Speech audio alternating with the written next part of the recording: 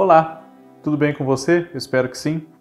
Eu sou o Fábio Costa e esse é mais um TBT da TV, no nosso canal do Observatório da TV no YouTube, um programa que às quintas-feiras relembra páginas marcantes da história da nossa televisão, da teledramaturgia brasileira especialmente. Deixe seu like, compartilhe esse conteúdo com outras pessoas que você acredita que possam curtir. Comente aqui, sugira temas para os nossos vídeos, ative o sininho, inscreva-se no canal se você não tiver feito isso ainda e assista também não só aos meus programas aqui de segunda a sexta, sempre um diferente, mas também com Cadu Safner, o Olhar Latino, Cristiano Blota, Por Trás da Tela, Kaká Novelas, o João Márcio falando de A Fazenda e muito mais. 50 anos atrás, a TV Globo lançou no horário das 10 da noite uma novela que se tornou um grande clássico dos anos 70, do horário das 10, no qual ela foi exibida e ajudou a cristalizar esse horário, que era uma novidade ainda na época, e da história da teledramaturgia como um todo. Bandeira 2, de Dias Gomes. Essa novela estreou no Rio de Janeiro em 28 de outubro de 1971 e em São Paulo no dia 1º de novembro. Essa diferença, como talvez você já tenha me ouvido dizer aqui em outros vídeos nossos, se deve ao fato de que naquela época os lançamentos não ocorriam juntos, simultâneos, porque não havia a rede nacional instalada o tempo todo, ou quase o tempo todo, como nós conhecemos no decorrer do tempo. Ainda nos anos 70 já se estabeleceu essa rede e nos anos 80 ela se fixou, digamos. Mas, naquela ocasião, apenas programas muito excepcionais eram transmitidos em cadeia. Jogos da Copa do Mundo, das Olimpíadas, dos Jogos Olímpicos, o Jornal Nacional, alguns eventos especiais como festivais de música, enfim. Não era toda a programação. E as novelas tinham delays, de acordo com a praça, em relação ao dia da estreia na praça principal ou na praça escolhida pela emissora para que a novela fosse exibida pela primeira vez. Então, em geral, no Rio, as novelas estreavam 2 ou 3 dias antes de São Paulo e depois iam estreando em Belo Horizonte, em Porto Alegre, em Salvador, em Brasília, enfim. Bandeira 2 é uma novela de Dias Gomes, que foi dirigida por Walter Campos e supervisionada por Daniel Filho. E naquela época veio depois de primeiras tentativas na faixa de 10 da noite, que foi basicamente, quase que a gente pode dizer que foi criada por uma ação da censura que implicou muito com uma outra novela de Dias Gomes em 1969, chamada A Ponte dos Suspiros, que era exibida às 7 da noite, e para não tirá-la do ar, a condição foi que ela passasse a ser exibida mais tardiamente, às 9h30. Então, A Ponte dos Suspiros passou para as 9h30, em São Paulo já às 10. Depois foi substituída por mais 2 novelas de Dias Gomes que foram dando prosseguimento a esse horário. Verão Vermelho e Assim na Terra como no Céu. Depois, em 1971, no início do ano, estreou a primeira novela do horário que não era de Dias Gomes, mas sim de Braulio Pedroso, O Cafona. E, em outubro, veio Bandeira 2, que trata de quê? Essa novela se passa no bairro de Ramos, na zona norte do Rio de Janeiro, cujo controle do jogo de bicho, das bancas de apontamento de jogo de bicho, era disputado por 2 grandes rivais inimigos que se detestavam, o Arthur do Amor Divino, conhecido de todos como Tucão, que era o personagem do Paulo Gracindo, e Jovelino Palhano, ou, como ele era mais chamado e conhecido, Jovelino Sabonete, o personagem do Felipe Carone. Tucão, ok, é um apelido de Arthur, alude à sua influência sobre a comunidade, a ele ser simpaticão, querido de todos, temido de alguns, enfim. Mas de onde vem esse apelido Jovelino Sabonete? É justamente do ato que ele tinha quase como um toque de sempre manter as mãos muito bem limpas e bem lavadas para esquecer também o seu passado de privações e de condições até não muito higiênicas. Pois bem, eles disputavam, embora a cidade fosse dividida o Rio de Janeiro, né, fosse dividida em zonas, em seções, eles disputavam aquela região de Ramos.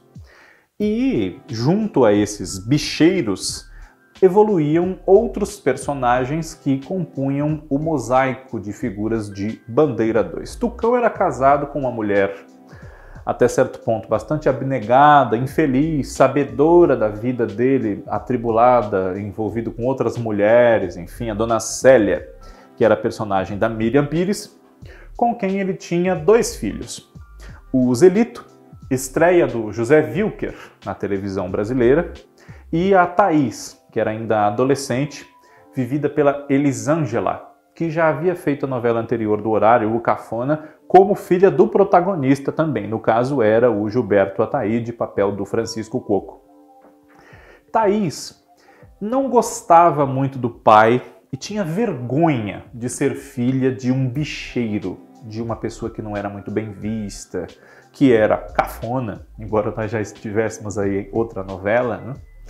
E refugiava-se da vida que ela não gostava de levar, como a filhinha do bicheiro, em um dia a dia um pouco desregrado, acabou envolvendo-se com drogas e tinha um namoradinho com quem ela usava tóxicos, chamado Luiz Cláudio, que era o personagem do João Paulo Adur.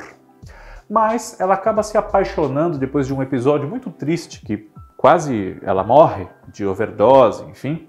Ela acaba se apaixonando por um rapaz que ela conhece, o Márcio, que é o Stepan Nersessian, e os dois caem de amores um pelo outro, mas num Romeu e Julieta carioca em Ramos, no meio dos bicheiros, claro que o Márcio é filho de Jovelino Sabonete. Pois bem, Jovelino Sabonete, que era casado com uma mulher muito mais jovem do que ele, interpretada pela Ilka Soares, não o amava, mas aceitava aquela situação de ser sustentada por um homem mais velho, enfim, ela enfeitava muito a figura daquele homem que tinha que impor também algum respeito, enfim.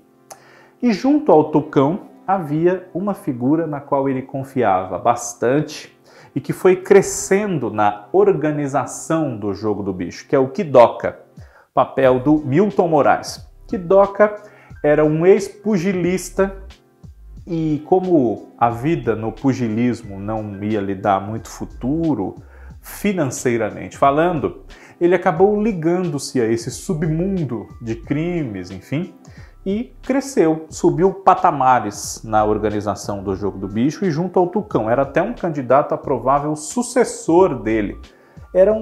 Não era só um capanga, mas funcionava como tal, inclusive matando inimigos e rivais quando fosse preciso. Kidoka apaixonou-se por Thaís e queria muito casar-se com ela, assim ele viraria genro do homem e também seu sucessor. E o Márcio, por isso mesmo, era uma pedra no sapato do Kidoka, não só no do Tucão. O Zelito, por sua vez, era um rapaz que vivia refugiado basicamente no seu quarto, seu universo particular, pintava telas que as pessoas não entendiam muito, enfim, e era um pouco alheio à realidade, até que ele conhece uma jovem que separa-se do marido e que vai trabalhar, dar a cara a tapa na vida como taxista, que naquela época, começo dos anos 70, ainda era uma coisa muito restrita aos homens, a prática dessa profissão. A Noeli, que era o papel da Marília Pêra. Consta que a Marília Pêra não gostou muito de fazer essa novela, embora seja uma novela muito importante, porque foi-lhe prometido, sugerido, indicado, enfim, que ela seria a grande estrela da novela. E, de fato, a divulgação da novela na época, quando foi ser lançada, os créditos da abertura, Marília Pêra como primeiro nome, pelo menos até certa altura da novela, indicavam que a novela seria baseada na Noeli, nessa taxista que se separa de um marido que é um advogado, dominado pela mãe, o Tavinho, é o José Augusto Branco, e essa mãe dele, Dona Anunciata, interpretada pela Margarida Rey. Mas Tucão e o próprio Jovelino Sabonete também suplantaram a Noeli em preferência do público, em riqueza mesmo de personagem, apesar de a Noeli não ser uma super coadjuvante. Ela tem o seu peso, a sua importância, mas talvez não tanto quanto se imaginou inicialmente. Isso se deve muito à força do Paulo Gracindo na criação desse personagem.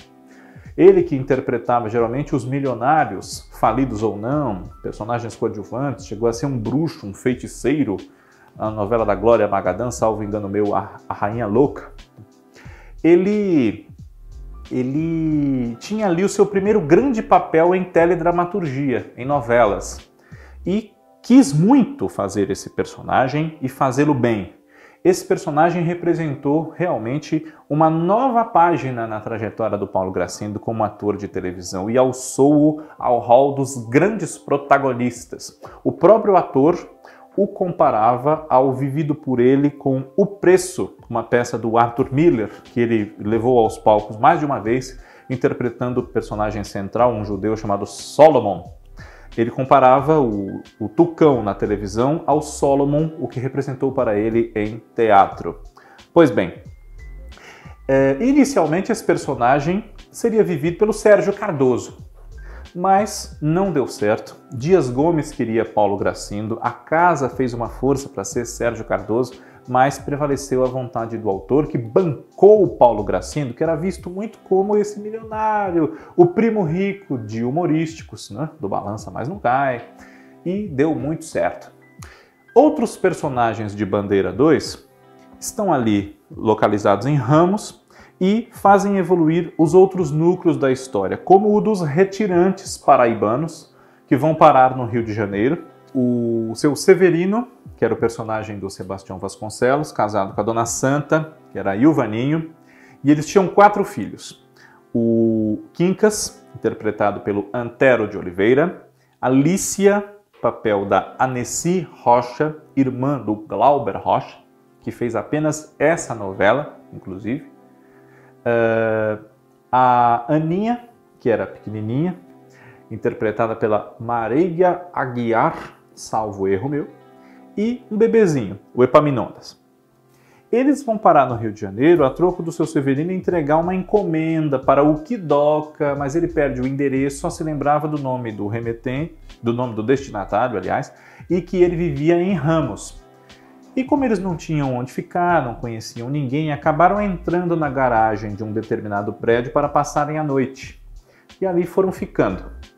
Esse prédio era onde morava a Noeli e também outros personagens da novela, cujo zelador era o seu Neneco, papel do Paulo Gonçalves, casado com a dona Miloca, que era Gracinda Freire.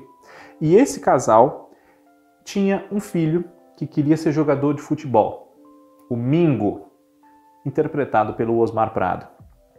Para viver esse personagem, Osmar Prado teve uma consultoria, digamos assim, do grande ídolo do futebol, Mané Garrincha. E o Mingo se apaixonou, se envolveu romanticamente com Alicia, enquanto tentava subir na vida, tentava vencer como futebolista. E para isso ele podia ter também o grande apoio, o patrocínio, o incentivo do Tucão, que mandava ali no bairro, era o patrono da escola de samba, tinha uma cadeia com quase 20 lojas de eletrodomésticos, as lojas Divino, e mandava e desmandava em tudo ali. Inclusive na escola de samba, e desejava ardentemente uma estrela da escola de samba, que era a Lena, rainha de gafieira, como dizia o seu tema na novela, interpretada pela Jacira Silva, a paixão da vida do grande compositor da escola de samba, a Imperatriz Leopoldinense, que era o Zé Catimba, interpretado pelo grande Otelo. E Tucão conseguiu o que queria com a Lena na sua vida e conseguiu também o que quis com a Alicia, porque a troco de ajudá-la, dar emprego, tirar a família dela daquela situação de não ter onde morar, etc e tal, ele acabou fazendo valer a sua vontade e teve momentos bastante íntimos, por assim dizer, com a Alicia, que era jovem, bonita, inocente, não tinha maldade, enfim. O que não atrapalhou a evolução do romance de vez dela com o Mingo, por quem ela de fato se apaixonou. Mas, como eu disse, o pai do Mingo era o zelador do edifício, e esse edifício tinha um síndico, que era o comandante Apolinário, interpretado pelo Ari Fontoura. Inclusive esse seria o papel inicialmente do Felipe Carone. Acabaram trocando ali antes da estreia da novela. A novela já estreou com o Ari Fontoura vivendo esse papel. O comandante Apolinário havia sido integrante da Marinha, tinha suas manias, enfim, lutava muito para tirar os retirantes do prédio, para resolver os problemas do prédio e tinha fantasias sexuais loucas que ele colocava em prática com a sua esposa, Dona Zulmira, que era a Heloísa Mafalda. E esse é um casal, ou uma dupla, como queira, que funcionou muitas vezes em outras novelas. Eles fizeram personagens parecidos em Araponga, do mesmo Dias Gomes, em 1990, escrita também pelo Lauro César Muniz e pelo Ferreira Goulart. Ali eles eram o general Perácio e a dona Zuleide, que tinham uma presença semelhante, e também atuaram juntos em Roque Santeiro, em Paraíso, em outras oportunidades. Ari Fontoura e Heloísa Mafalda funcionavam muito bem, tinham química, como a gente diz. E nessa novela havia também outros personagens que ajudavam a compor esse cenário, como um investigador de polícia, o Galileu, que era vivido pelo nosso saudoso Jerônimo, herói do sertão, Francisco de Franco, no seu único ou um dos poucos trabalhos dele na TV Globo. Um jornalista que inventa de lançar Noeli como candidata à rainha dos motoristas, J. Roberto Bentivi, que foi uma participação até que de alguma duração na novela, do também saudoso Plínio Marcos, que havia sido colega da Marília em Beto Rockefeller, na TV Tupi, um pouquinho antes, em 68 para 69, e é um grande dramaturgo, muito importante, autor de diversas peças como Abajur Lilás, Dois Perdidos numa Noite Suja, enfim. E também o Balalaika, que era interpretado pelo Roberto Bonfim. Balalaika era o que a gente pode chamar de equivalente ao Kidoka no grupo do Jovelino Sabonete. Tucão era uma pessoa que, claro, tinha muitos inimigos. Também preciso citar, é claro que não vou citar todos os personagens assim, posso esquecer algum, mas havia também o seu Lulu Papa Defunto, dono da casa funerária da região, que era interpretado pelo Oswaldo Lousada, e também o Frei Ludovico, que era interpretado pelo Zimbinski. Frei Ludovico era uma figura muito espiritualizada que ajudava nesse romance difícil da Thaís com o Márcio, a Julieta e o Romeu de Ramos. Bandeira 2 é uma novela da qual, infelizmente, não existem grandes registros. Existem algumas poucas cenas, uma chamada que anuncia emoções fortes para os últimos capítulos, roda, gira, a sorte, a morte, a vida cada vez mais forte. Nos últimos capítulos de Bandeira 2 e dia tal, estreia, nova novela das 10, O Bofe. Mas é importante a gente falar de Bandeira 2 não só porque não existem muitos registros dela, mas pela representatividade dessa novela. Ela alçou a Imperatriz Leopoldinense, colaborou para que a escola crescesse bastante. Na época, várias escolas de samba se candidataram a ser cenário da novela e optou-se por essa que, naquele tempo, era uma escola de samba de menor porte, etc. É a novela que, como eu disse, elevou o Paulo Gracindo a um novo patamar de respeitabilidade, ele que já era veterano de rádio, da própria televisão, enfim, mas tornou-o um grande astro como ele já merecia ser na teledramaturgia e ainda não era. Foi uma novela que tocou em feridas delicadas, mesmo hoje, como as drogas e o próprio universo do jogo do bicho, que é cercado de muitos interesses, ambições e violências de variados tipos. E, inclusive, os bicheiros se sentiram muito respeitados e muito bem representados pela novela e por Paulo Gracindo, especialmente.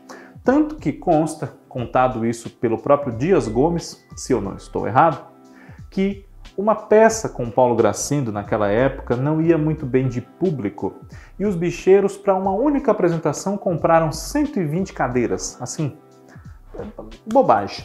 120 lugares de um teatro, porque souberam que a peça com Paulo Gracindo, ou com o Tucão, como queira, não estava indo tão bem por aqueles dias.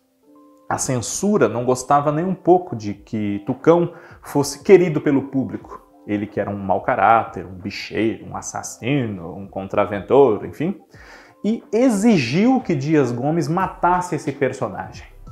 Ele matou, a ficção se fundiu com a realidade, o jornal Luta Democrática estampou como manchete em letras garrafais "Morreu Tucão", e as bancas de bicho da vida real quebraram no dia seguinte, quando o número da sepultura, conforme alertado pelo próprio Tucão no seu leito de morte, deu nas cabeças no jogo do bicho, depois da exibição do desfecho da novela com a morte de Tucão. Mas Tucão morre por quê? Tucão é assassinado. Em meio ali à confusão do dia a dia, às disputas, a preparativos da escola de samba, enfim, Tucão é morto por Quincas. Muito por conta de tudo que eles viveram, enganados, passados para trás por Tucão, que na verdade só queria era ter intimidades maiores com a irmã dele, a jovem Lícia. Essa novela tinha um tema de abertura muito parecido com o tema de Shaft, o filme conhecido com Richard Roundtree, daquela mesma época, que teve um remake depois com Samuel L. Jackson, né? Mas a música tem sutis diferenças, se a gente comparar tem como perceber, né? E a certa altura, justamente no Carnaval de 1972, a novela teve o seu tema de abertura alterado para Martim Sererê, que foi um samba-enredo composto para aquela ocasião e que constava como sendo uma obra do Zé Catimba, no caso, né? Zé Catimba, se eu não estou confundindo aqui as bolas, é uma figura real que foi trazida para o enredo da novela na interpretação do Grande Otelo. Seria bom termos uma reprise, um lançamento em DVD ou no Globoplay. Infelizmente isso não é possível. Mas se você puder, leia nos sebos, talvez você encontre uma versão em livro da história de Bandeira 2, feita por Eduardo Borsato no final dos anos 80, para a coleção Campeões de Audiência Telenovelas, da Editora Globo. Vale muito a pena para nós conhecermos um pouco mais dessa história, da qual infelizmente não podemos assistir os capítulos. Isso não nos chega hoje em dia. Bandeira 2 foi ao ar até julho de 1972. Naquela época as novelas das 10 não tinham exibição aos sábados, então elas parecem muito longas, mas quando a gente vai ver o número de capítulos não é tão longo quanto poderia ser. E não foi reprisada, porque naquela mesma época a TV Globo já sofreu um incêndio, em 76 sofreu outro, e isso explica muita coisa. É um grande trabalho, foi revisitado pelo seu autor Dias Gomes no teatro, numa peça chamada O Rei de Ramos, no final dos anos 70, com o mesmo Paulo Gracindo reprisando o personagem agora nomeado Mirandão. E em 85, Bruno Barreto lançou um filme chamado O Rei do Rio, inspirado em O Rei de Ramos e em Bandeira 2, protagonizado por Nuno Leal Maia e Nelson Xavier, nos personagens equivalentes aí ao Tucão e ao Jovelino Sabonete. TBT da TV, semana que vem, está de volta. Obrigado pela audiência de todos vocês. Já passamos dos 34 mil inscritos. Obrigado a todos sempre. Um abraço